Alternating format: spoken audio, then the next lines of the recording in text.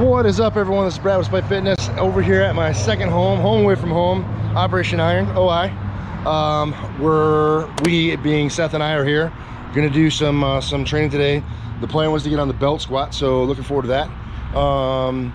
We're gonna hit winning warm-up, so we're gonna do leg extension, we're gonna do leg curl, we're gonna do a seated cable row, and then we're gonna do some adduction. Don't only throw that into the mix, so we're gonna throw some adductor work in to make sure we got good strong groins. It'll be delicious. But yeah, that's pretty much the plan for the day. And then we're gonna go for the belt squat. I don't know how this is gonna go because I haven't played with the belt squat in some time, and the last time I did it was just really fiddle fucking around, right? So what I'm thinking in the back of my head is like a heavy 3 or a heavy 5 maybe, because I don't know if we can load it to like a single point of failure. I just don't know. So we're gonna play and we're gonna find out. So today will be interesting, doing some discovery with the belt squat machine, and hopefully you guys will stick around, check it out. It'll be a little interesting thing for you guys. And yeah, hopefully stick around. Give the video a thumbs up if you like it. Here we go.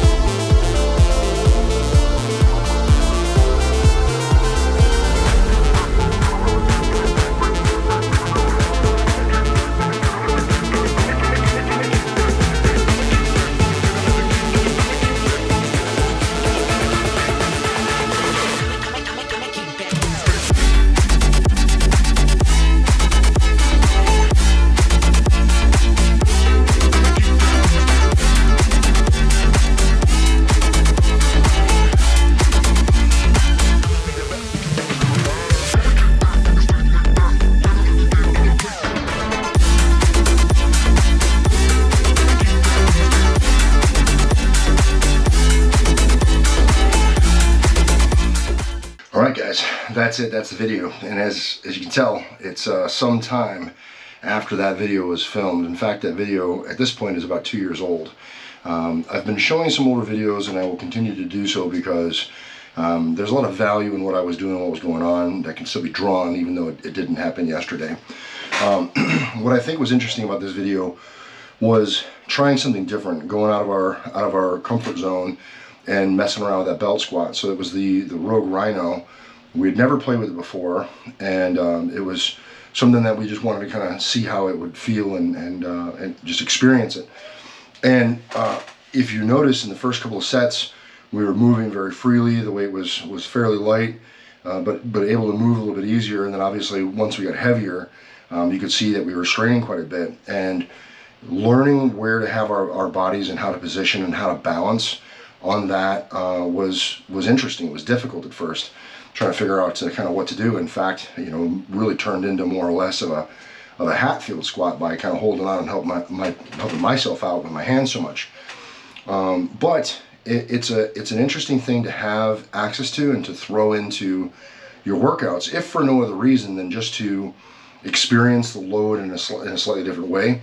By changing up those modalities, you can lower the mileage that you experience for wear and tear on your body, you know, not doing the same thing the same way all the time. Additionally, by changing up the patterns, changing up the loading structure, or changing up how you do what you do, it changes kind of how you perform the movement. And so you're going to get slightly different muscular development based on how you do the different movements. And having that kind of all-encompassing, or, you know, well-rounded movements and loading patterns can be very beneficial for, you know, creating great strength, and not creating strength in such a linear, one-dimensional pathway. A reason why doing a barbell bench would probably be superior to doing a Smith bench from a muscular development, you know, kind of standpoint. More muscular engagement with a barbell, because you're gonna have to tie in and stabilize it a lot more. So value to do things differently. But there are reasons why you might choose one thing over another. You know, perhaps you have an injury or something like that. So, you know, changing up those modalities can help you work around injuries, but then also, like I said, can help you develop a more well-rounded musculature that's able to respond and adapt to different stimulus. Just super cool stuff. I always like kind of playing with new things, and just to experience it, and to kind of have that in my kit bag for when I want to change things up. Like I said, it lowers down that mileage, but the other part that changing things up does too is just kind of keeps things fresh in your mind. And I know that I can get mentally stale if I'm doing the same thing all the time. Frequently, when I was going through my training blocks, preparing for meets, you know, when I was in the hypertrophy block, I would feel very stale because it's super repetitive, you know, doing submaximal weights for lots of reps, you know, kind of day in and day out. It gets a little boring. So also something to think about. If you guys have any questions, comments, concerns, drop in the chat box. I will respond. I want to thank you guys for your continued support. It means the world. If you happen to know anyone who might like the channel, be able to use or benefit from the videos, please share it with them. And if you haven't subbed up yet, I wish that you would. And yeah, guys, remember, no matter what it is you think you can't do, get in and switch things up. Do something maybe you haven't done before. It's never going to happen if you don't get in and train despite. You're either going to find an excuse, or you're going to find a way. And I hope that you guys continue to find a way. Thanks for watching. I'll see you in the next one. Peace.